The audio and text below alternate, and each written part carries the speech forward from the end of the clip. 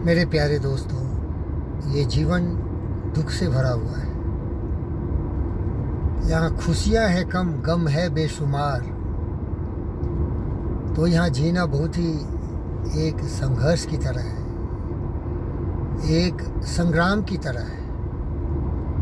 और यदि हमें इस संग्राम को जीतना है, विजयी होना है, तो हमें सर्वशक्तिमान होना पड़ेगा। शारीरिक, मानसिक, आध्यात्मिक और ज्ञानवान, विचारवान, बुद्धिमान, समर्थवान होकर हम इस जीवन की समस्याओं का समाधान कर सकते हैं। निराशा एक बहुत ही बड़ी दुष्प्रवृत्ति है जो हमें कमज़ोर कर देती है।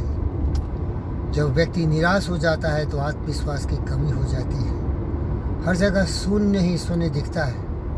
हमारे जीवन में, खास के मेरे जीवन में, बहुत ऐसे क्षण आते हैं जबकि मैं दिशाहीन हो जाता हूँ, दुखी हो जाता हूँ। क्यों मैं अकेला रहता हूँ? अगर आपके साथ समर्थवान कुछ लोग हैं जो आपके हर क्षण आपके हौसला को बुलंद करते हैं, तो आपको निराश होने की आवश्यकता नहीं होगी, क्योंकि आपके दुख सुख सभी में वो शागिर्द होते हैं।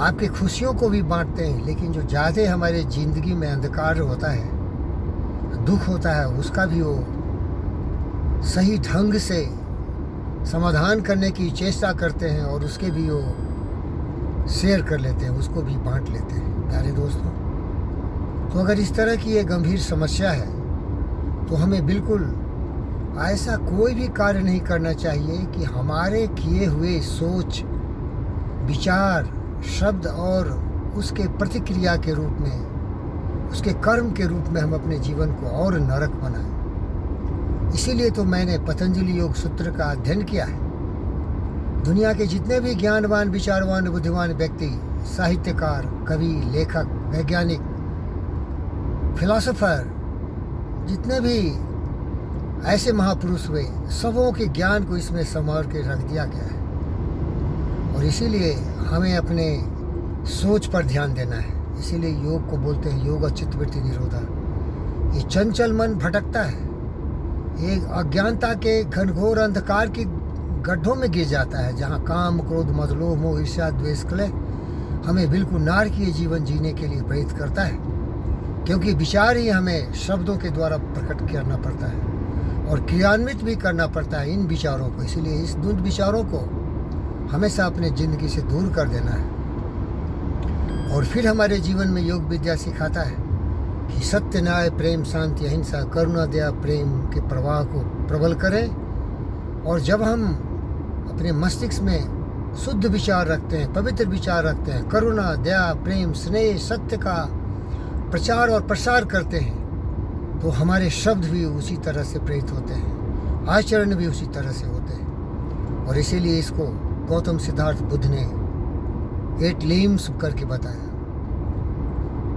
उसमें उन्होंने कहा, सच्चा सोच, सच्चे शब्द, सच्चे आचरण, सच्चे व्यवहार, सच्चे जीविका का साधन, सच्चे प्रयास, सच्चे धारणा, ध्याना, और फिर हमें समाधि प्राप्त होती है, अद्भुत ज्ञान की प्राप्ति होती है। प्यारे दोस्तों, इसीलिए मैं आपको बताना चाहता हूँ कि जब निराशा के घनघोर अंधकार में आप भटकते रहें, तो आप एक बार बोले, ओम शांति, मैं शांत हूँ, क्योंकि मैं हमेशा सत्कर्मों पर चलता हूँ। सद विचारों से मेरे जीवन के हर क्षण उद्वेलित होते हैं, प्रेरित होते हैं, और मैं वही कर सकता हूँ जो मैं कर सकता हूँ। और इसीलिए अगर चाहें तो थोड़ी ये भी गुनगुना लीजिए, कर्मण्येव अधिकारस्ते माँ फलेषु कदाचन माँ कर्म फल हेतु माँ तो संगोष्ठ कर्मणि। कृष्ण ने गीता में अर्जुन को कहा था, तुम्हारा कर्तव्य केवल कार्य करना है जो तुम्हें करना चाहिए, लेकिन अगर कार्य सचमुच तुम कर रहे हो जो तुमको नियति ने प्रदान किया है, तो कार्य के फलों की चिंता नहीं करना। सोच विचार से कार्य करो, और जब तुम्हारे कार्य उत्तम, अद्भुत, सच्चे होंगे तो जो होगा सबके लिए तैयार रहो। और जब सफल हो जाओ तो अहंकार नहीं हो, उसके जो फल है उसको अपने आप में मत समझना कि तुमने किया, और कभी भी निष्क्रिय नहीं रहना। प्यारे दोस्तों, ये सारे ज्ञानों के आधार से मैं अपने आप को उद्वेलित प्रगतिशील पथ पर प्रसर करता हूँ और जो आशा का घनघोर अंधकार है उसको दूर करता हूँ। और दूसरे वीडियो में मैं आपको बताऊंगा कि मैथिली शरण गुप्त जी की जो कविता है, नर हो न निराश करो मन को। तो धन्यवाद। ऐसी करनी क्यों किए करे पछताए, बोया पेल बबूल का आम कहाँ से खाए। ऐसा कर्म ही नहीं करो कि पछताने की आवश्यकता हो। और दूसरा, कल करे सो आज करे सो अब, क्षण में प्रलय होगी बहुरी करोगे कब। ये सब सारे ऐसे हैं। प्रेम न बारी उपजे प्रेम न हाट बिकाए, राजा प्रजा जह रुचे शीश ले दी जाए। पोथी परिपरि जगमुआ पंडित भया न कोई, ढाई अक्षर प्रेम का पढ़े सो पंडित हो। ये सारे ऐसे ज्ञान हैं।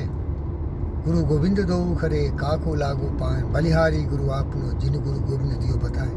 तो अगर इन ज्ञानों को आप चिंतन मनन करते रहेंगे, और मृत्यु तो आनी ही है, मृत्यु कब किसी को छोड़ती है, वो प्रकृति का नियत है। इसीलिए कबीरा मैं तो तब डरूं जो माहू के होए, मेष बुढ़ापा आपदा सब काहू के हो। ये तो दुख विपत्ति और मृत्यु सबको होती है। सो सत्य से कहाँ भाग के जाएंगे।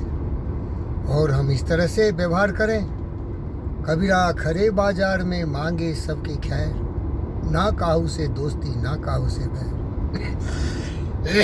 तो हमें अपने आप को संभालते हुए आगे बढ़ना है, सबों को प्यार करते हुए, न किसी से दुश्मनी न किसी दोस्ती। साधो मन का मान त्यागो, काम क्रोध संगत दुर्जन की, तासे निश्चिर भागो। निंदा स्तुति दोनों त्यागे, खोजे पग निर्वाणा। प्यारे दोस्तों, ये सब ज्ञान के माध्यम से हम अपने आप को निराशा के घनघोर अंधकार से दूर होकर के आशावादी प्रगतिशील मानवता के कल्याण के लिए एक कर्म पुरुषोत्तम के रूप में आपके कदमों पर अपना सर झुकाता हूँ और आपका धन्यवाद करता हूँ।